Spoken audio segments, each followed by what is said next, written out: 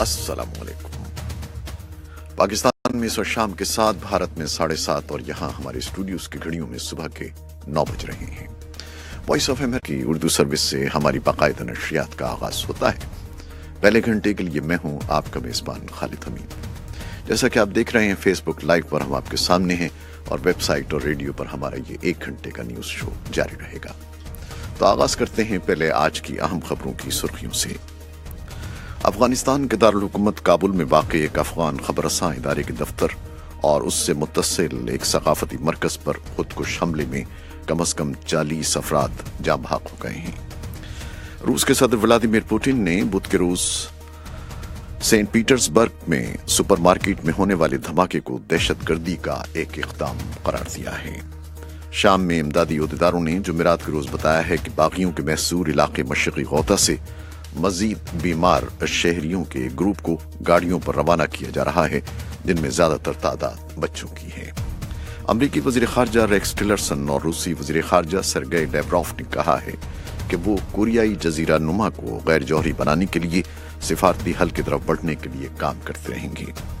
Daesh के खिलाफ अमरीका की सरबराही में कायम बैनुल अक़वामी इत्तेहाद ने इल्ज़ाम आयद किया है कि शिद्दत पसंद तंजीम के जंगजू शाम के सदर बशार अल-असद की हुकूमत के ज़ेर इंतज़ाम इलाकों में आज़ादाना घूम फिर रहे हैं और भारत के ज़ेर इंतज़ाम कश्मीर के नौजवानों में मुनशियात का इस्तेमाल तेजी से बढ़ रहा है और नफ्सियाती मुआलिज का कहना है कि नौजवान जिस्मानी, नफ्सियाती और जज्बाती अमराज का शिकार हो चुके हैं।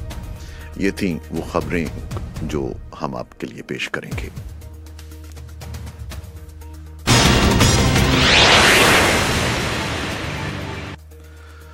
और खबरों की तफसील। सबसे पहले हम चलते हैं इस्लामाबाद, जहां हमारे नुमाइंदे हैं मोहम्मद इश्तियाक, और उनसे बात करते हैं कि काबुल में जो धमाका हुआ है उस पर पाकिस्तान ने काबुल में हलाकत खेज हमले की सख्त अल्फाज में मजम्मत की है।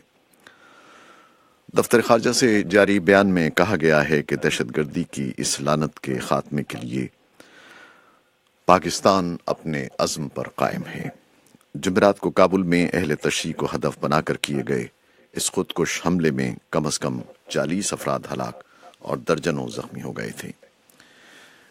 जी अस्सलाम वालेकुम इश्तियाक। जी वालेकुम अस्सलाम। तो ये बताइएगा कि क्या तफसीलात हैं और दफ्तर खारजा ने भी इस पर एक रद्द-ए-अमल जारी किया है। जी आपने जिस तरह खुद ही बताया कि आज काबुल में एक शिया सकाफती मरकज़ को निशाना बनाया गया। इस हमले में 40 अफराद हलाक और दर्जनों जख्मी हुए हैं। इससे पहले जब इब्तदा में ये इतलात आई थी कि ये हमला एक खबरसां इदारे के दफ्तर पर हुआ जो कि उससे मुतसिल ही था जहां पर यह सकाफती मरकज़ है, लेकिन बाद में फिर अफगान वजारत दाखिला की तरफ से तस्दीक की गई कि ये हमला दर हकीकत शिया सकाफती मरकज़ पर ही था। इस हमले की जिम्मेदारी शिद्दत पसंद तंजीम दाइश ने कबूल की है, जबकि अफगान सदर अशरफ गनी ने इसे इंसानियत के खिलाफ एक जुर्म करार दिया है। पाकिस्तान की वजारत खारजा से भी अब से कुछ देर कबल एक बयान जारी किया गया जिसमें इस हमले की शदीद अल्फाज में मजम्मत की गई और हलाक और जो जख्मी होने वाले हैं उनके अहले ख़ानदान और दोस्तों से ताज़ियत का इजहार भी किया गया, जबकि पाकिस्तान की तरफ से कहा गया कि वो हर तरह की दहशतगर्दी के खिलाफ है और इसके खात्मे के अज़्म को भी दोहराया गया।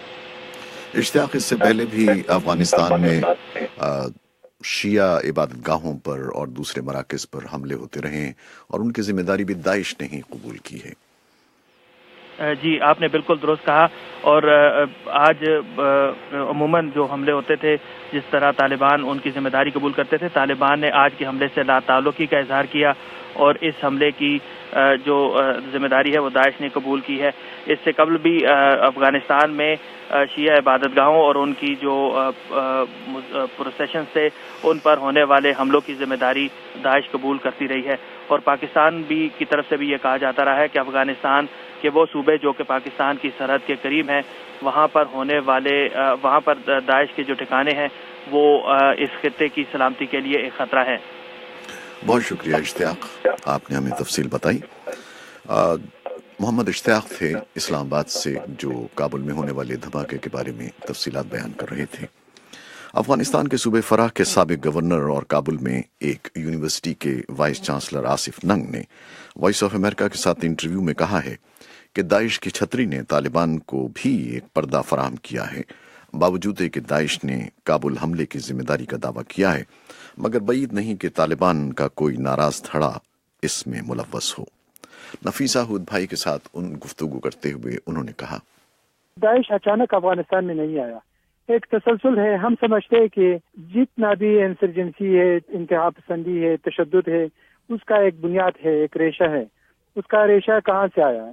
مطلب یہ تسلسل جو ہے طالبان کا ایکسٹریم گروپ جو ہے، جو ملا ذاکر ہے، ان کی تربیت والے جو لوگ ہیں، اس کے وہ تسلسل ہے۔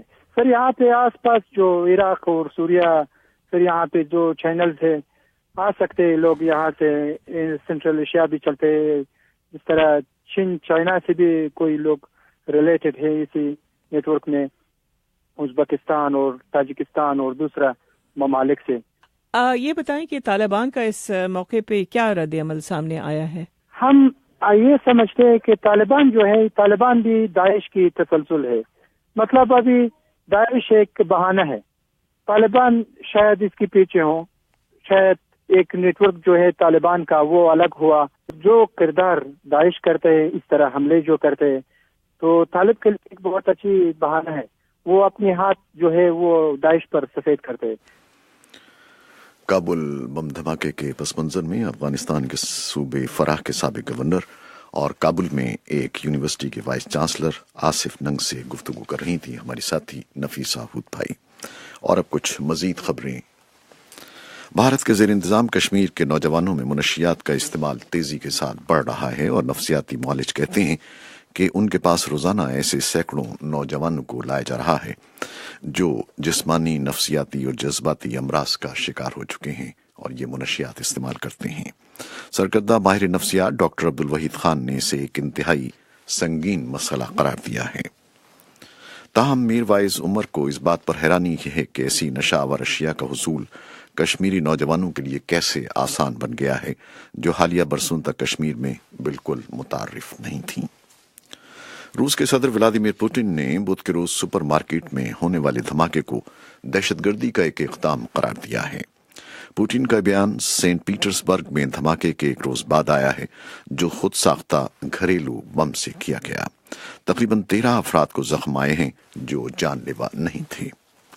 امریکی وزیر خارجہ ریکس ٹلرسن اور روسی وزیر خارجہ سرگئی لیوروف نے کہا ہے کہ وہ کوریائی جزیرہ نما کو غیر جوہری بنانے کے لیے سفارتی حل کی طرف بڑھنے کے لیے کام کرتے رہیں گے۔ یہ اعلان دونوں سفارتکاروں کے درمیان ٹیلی فون بات چیت کے بعد کیا گیا ہے۔ لیوروف نے اس سے پہلے الزام لگایا کہ واشنگٹن کی جارحانہ تکرار نے جزیرہ نما کوریا میں کشیدگی کو بڑھا دیا ہے۔ اسی اثنا میں امریکہ نے شمالی کوریا کے ان عہدیداروں پر نئی تعزیرات عائد کر دی ہیں جنہوں نے پیانگ یانگ کے بیلسٹک میزائل پروگرام میں حصہ لیا تھا۔ اقوام متحدہ کی سلامتی کونسل نے بھی جمعے کے روز متفقہ طور پر شمالی کوریا کے خلاف کچھ پابندیاں لگائی تھیں۔ شام میں امدادی عہدیداروں نے جمعرات کے روز بتایا ہے کہ باغیوں کے محصور علاقے مشرقی غوطہ سے مزید بیمار شہریوں کے ایک گروپ کو گاڑیوں پر روانہ کیا جا رہا ہے، جن میں زیادہ تر تعداد بچوں کی ہے۔ لے جائے جانے والے افراد کو فوری طور پر طبی امداد مہیا کی گئی ہے، کیونکہ سینکڑوں مریض جو پھنسے ہوئے ہیں ان کی حالت تشویشناک ہے۔ اقوام متحدہ نے ہنگامی بنیادوں پر تقریباً 500 مریضوں کو مشرقی غوطہ سے نکالنے کی اپیل کی ہے۔ علاقے کے 4000 رہائشیوں کے لیے سن 2013 سے خوراک اور طبی امداد منقطع ہے۔ یہ تھیں وہ خبریں اور رپورٹیں جو فیس بک لائیو پر ہم نے آپ کے لیے پیش کی۔ ابھی ویب سائٹ اور ریڈیو پر ہمارا یہ شو جاری ہے۔ فیس بک لائیو سے اجازت چاہتے ہیں۔ اللہ حافظ۔